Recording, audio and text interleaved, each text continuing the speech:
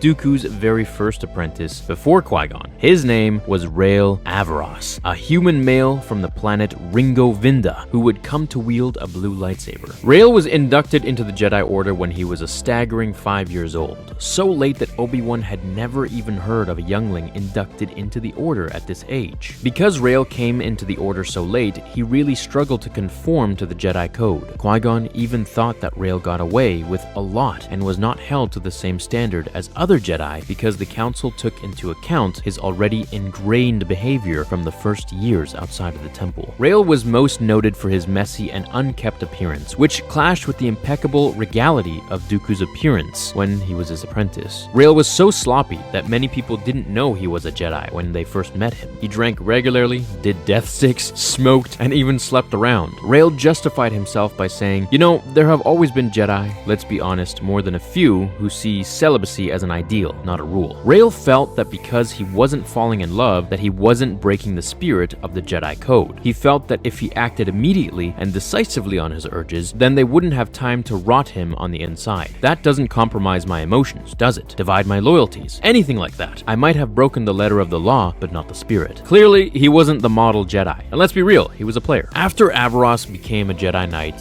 miraculously, he joined with Dooku and his new Padawan Qui-Gon on a few occasions. Once they fought in the Battle of Shurapak, and another time Rael helped Qui-Gon get to know the enigmatic Dooku and even taught him to lightsaber fight, Rael and Qui-Gon formed a close connection. Being brothers to the same dad in a sense, they were kind of like Obi-Wan and Anakin. Qui-Gon would even confide in Rael like no other Jedi, especially after Dooku used the dark side to kill a bounty hunter that captured Qui-Gon when he was a Padawan. Rael wasn't too concerned about Dooku's conduct, though since Rael felt that the ways nearly always justified the means. It was even Averross who introduced Dooku to the great Senator Palpatine, and we all know how that would turn out.